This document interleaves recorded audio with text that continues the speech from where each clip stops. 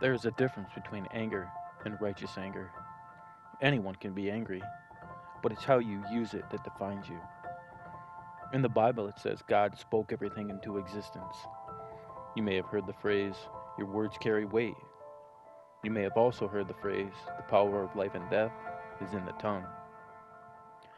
There's a fascinating study by Masaru Emoto where he takes water and writes words of affirmation on it, such as thank you, I appreciate you, I love you, and then he flash freezes the water. When looked at under a microscope, you see beautiful crystals, much like a snowflake would look. Then he does the opposite, where he puts words like, I hate you, I can't stand you, on another sample of water. And then again, he flash freezes it.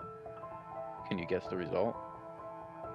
What he found when looked at under the microscope was chaos. No snowflakes, no beauty, just chaos. He also showed the same study with food.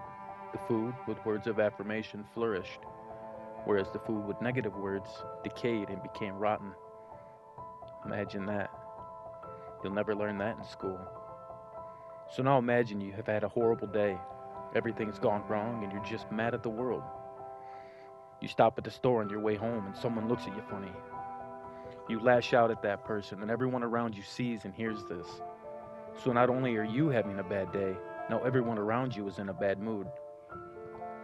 You have no idea what someone is going through, and perhaps your fit of anger fell upon someone who just lost their job, or a loved one, or maybe someone else was having a bad day like you, and you've just reverberated hate into the world like a blip on a radar.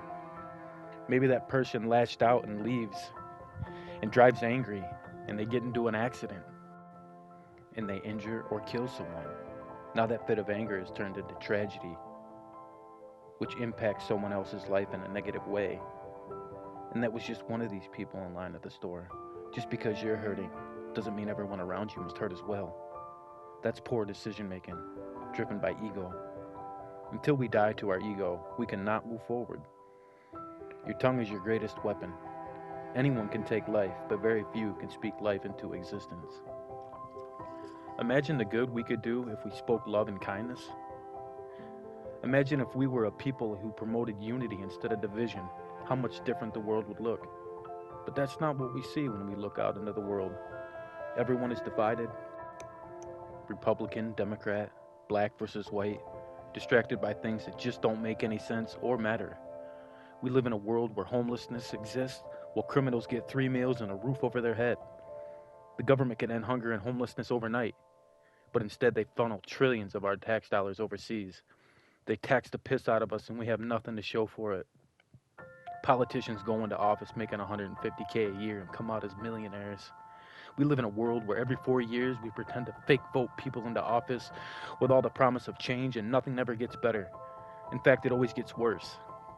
They ever so slowly take and take while eroding what little freedom we have left. They tax us until we're broke, all while defending a broke system in the name of democracy and cry out freedom. As if we were ever free. Be upset about these things. You have a right and a duty to call out tyranny when it rears its ugly head. Anger can take life, but it can also give life when done properly. Even Jesus flipped tables. It takes nothing to be kind, but anger could take everything in an instant. Love your neighbor and do unto others what you would have them.